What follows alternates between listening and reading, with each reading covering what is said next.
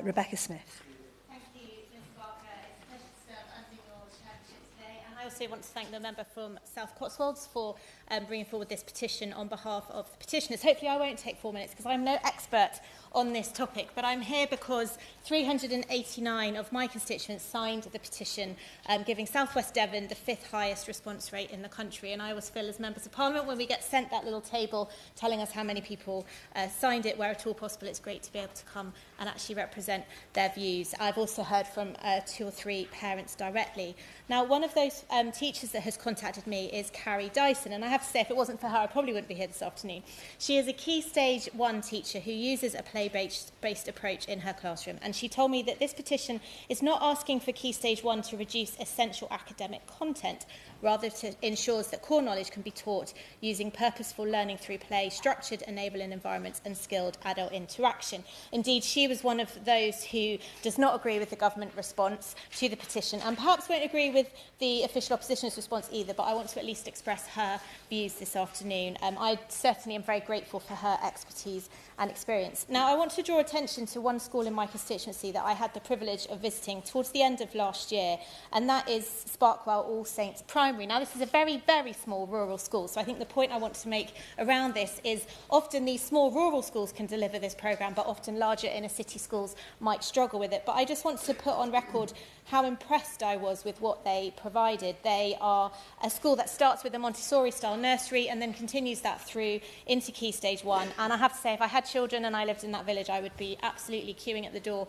to get my kids into that school. It was absolutely delightful to visit. Mr. Cole, who is the head teacher there, was really inspirational. And it was really clear to see the value of that play-based, hands-on teaching method that nurtured those children from my constituency.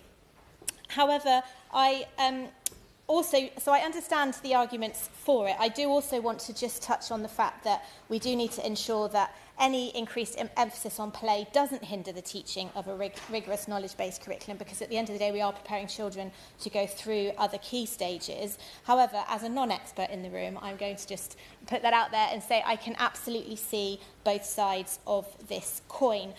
The one thing, though, that I think will come up in the course of this debate, and indeed I think the chair of the Select Committee highlighted it, is often these schools are particularly beneficial for children with additional needs or special educational needs. And I suppose one of the questions I have for the Minister is how do we ensure that where this does take place in local primary schools, that we're creating a fair playing field where you don't end up with a few schools that are delivering this amazing creative environment for these children that might struggle in a more academic mainstream, but then at the other side have an impact on the SEND provision more broadly across the community. So I absolutely recognise the value, but you also have the potential for a school becoming known as being particularly good for SEND children, and then that school ending up with a particularly higher than average cohort of children that fit that criteria.